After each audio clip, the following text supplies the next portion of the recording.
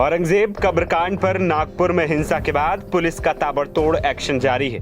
अब तक 91 दंगाइयों को पुलिस ने धर दबोचा है, तो साथ ही हिंसा भड़काने के मास्टरमाइंड पर भी सबसे बड़ी कार्रवाई हुई। पुलिस ने नागपुर में आग लगाने के आरोप में फहीम खान पर नकेल कसी है। पुलिस ने नागपुर में हिंसा भड़काने के आरोप में फहीम खान पर देशद्रोह का मुकदमा दर्ज कर लिया है। इसके अलावा 6 और आरोपियों पर पुलिस ने देशद्रोह का मामला दर्ज किया है। कानून और व्यवस्था की स्थिति की जानकारी देते हुए गुरुवार को नागपुर के पुलिस आयुक्त रविंद्र कुमार सिंघल ने बताया कि कपिल वन और नंदगढ़ पीएस क्षेत्रों में कर्फ्यू हटा लिया गया है। 80 लोग और 11 नाबालिग पुलिस की हिरासत में हैं।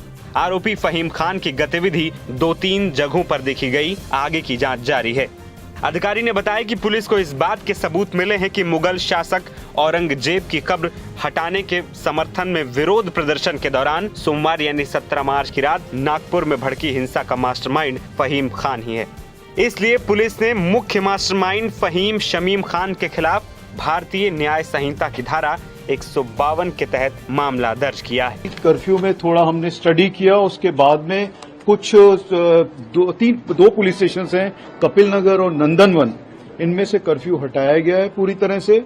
और इसके अलावा जो कुछ पुलिस स्टेशन हैं जिसमें मैं आपको नाम देना चाहता हूं, हमारे जोन 3 में लक्कड़गंज, पांचपोली और शांतिनगर, परिमंडल जोन 4 में सक्करधारा, इमामवाड़ा और जोन 5 में यशोधरा नगर, यहाँ पे संचार बंदी में 2 घंटे की छूट दी गई है। लोगों की कोई असुविधा जो हो रही थी उसको देखते हुए और जिस तरह से शांति है शहर में, उस सभी चीजों को देखते ये किया गया है। 3 पुलिस स्टेशन जो जोन 3 में हैं उनमें संचार बंदी आज भी हमने जैसे थी वैसी रखी है। उनके नाम है कोतवाली, तहसील और गणेशपेट। सर, गिरफ्तारी का स्टेटस क्या है? अभी तक 80 लोगों के ऊपर हम उनको कस्टडी में है और 11 उनके अलावा 11 लोग माइनर की जांच में। क्या फहीम खान आपको लग रहा है कि ये पूरे मामले का मास्टरमाइंड हो सकता है? संभावना क्या पुलिस को लग रही है? देखिए, अभी तक वो 2-3 जगह पे दिखा है और उसकी मूवमेंट्स हैं काफी सारी, उसकी हिस्ट्री भी देखी जा रही है, उसका क्या हिस्ट्री, ये सारी चीजें जो है एक पर्टिकुलर चीज की तरफ हमें लेके जा रही हैं और उसी हिसाब से हमारी इन्वेस्टिगेशन चालू है। नागपुर हिंसा मामले में गुरुवार को यूपी के बाद बांग्लादेशी कनेक्शन भी देखा गया।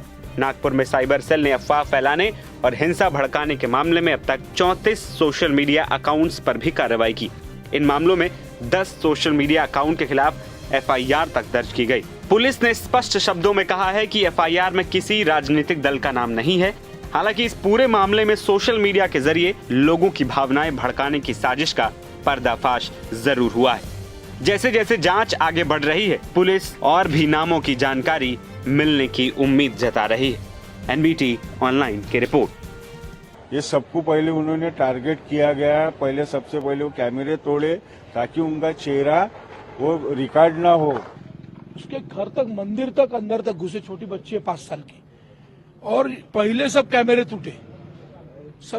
टूटे, बाद में सुन कर वहां तक, उनके घर तक, उनके अंदर तलवार, ये सब दिख रहा है। पूरा वेल प्लान सारा विषय दिख रहा है। वो आए कब, जब ये पूरी पिक्चर खत्म हो गई, उसके बाद पे वो जला जुलू के मार के और भाग गए। वो आधी गली से उधर, आधी गली से उधर भाग गए। उसके बाद पे पुलिस आई है।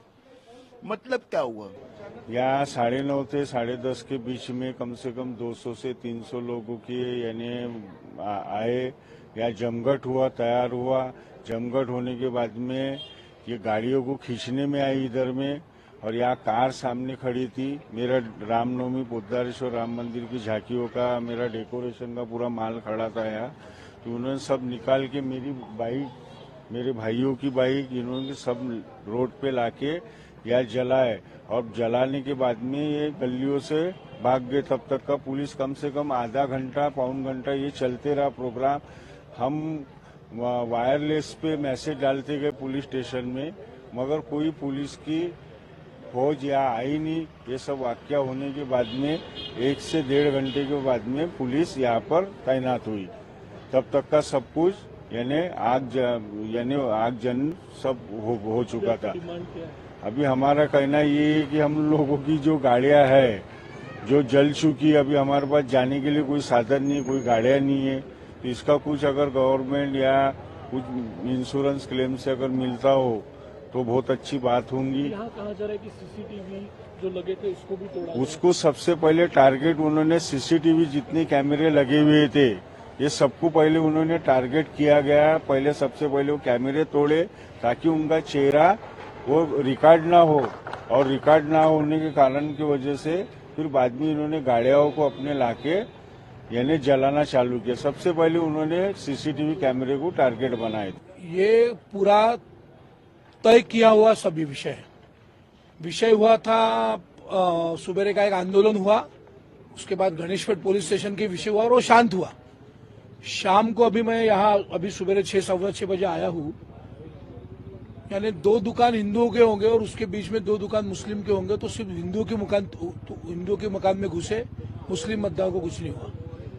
वो ठेला दिख रहा है आपको वहाँ, 1 मिनट, वो दवाखाने के पास एक ठेला दिख रहा है, एक मुस्लिम बांधव का है, उसको कुछ नहीं हुआ। उसके बाजू में एक बूढ़ी माँ का ठेला था, वो टूट गया। ये डॉक्टर बंडू क्लिनिक, उसके घर तक, मंदिर तक, अंदर तक घुसे, छोटी बच्ची है 5 साल की।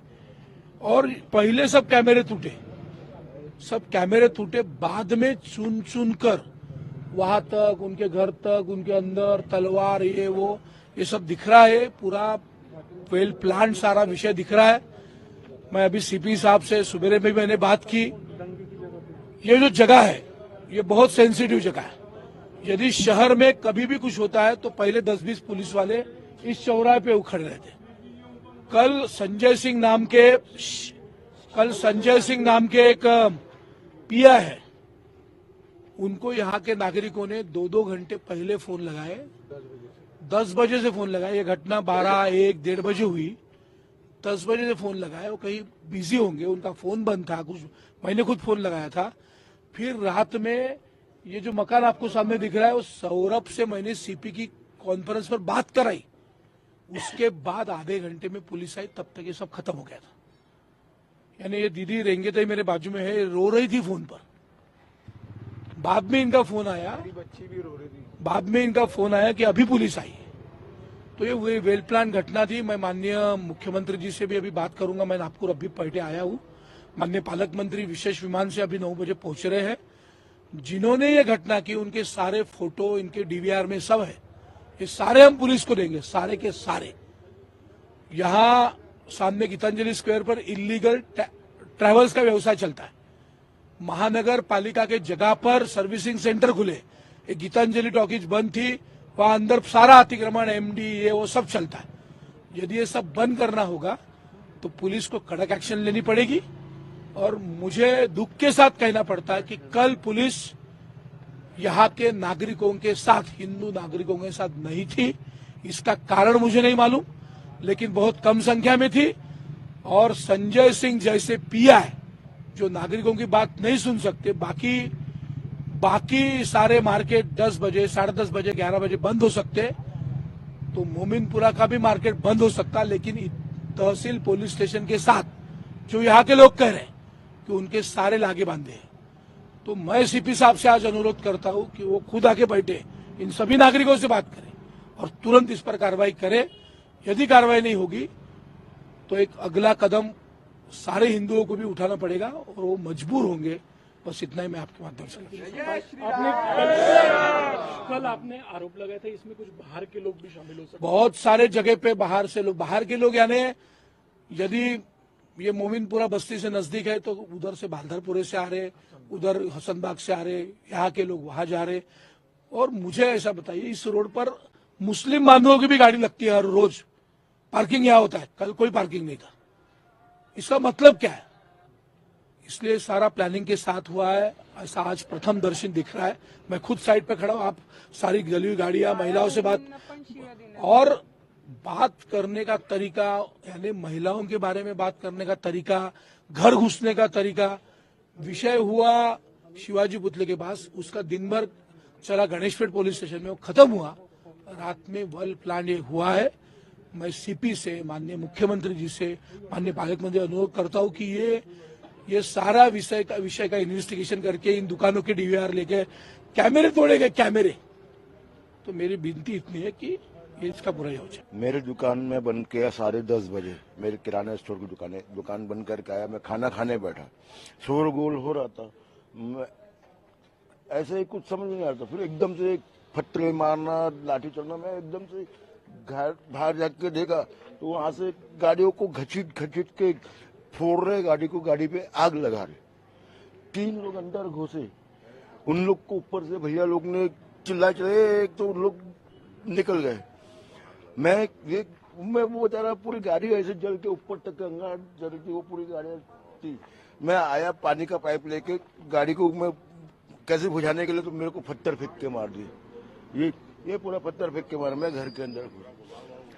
हम लोग ने पुलिस को फोन किए थे।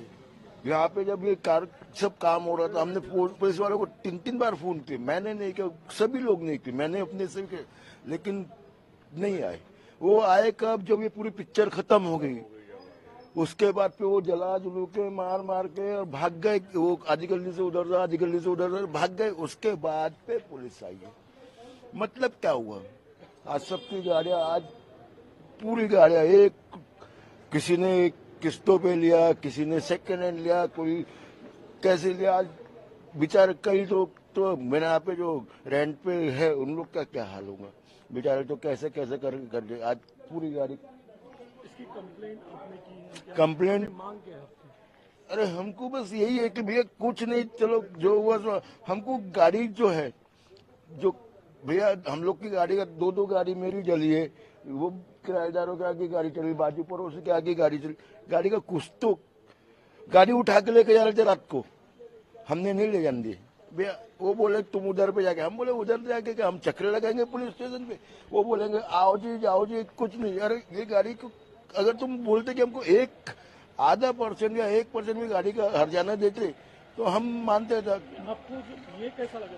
चोट कैसी आई? ये मुझे पत्थर मारा गया ना। मेरे ये गाड़ी इधर खड़ी थी, पूरे आग लगी थी। मैं गाड़ी को, आग जल रही थी, बुझाने के लिए मैं बाहर आया तो पत्थर यहाँ से लेके वो ऊपर बिल्डिंग तक के मारे। वो वहां के पूरे बिल्डिंग के ऊपर कांच फूट डाले।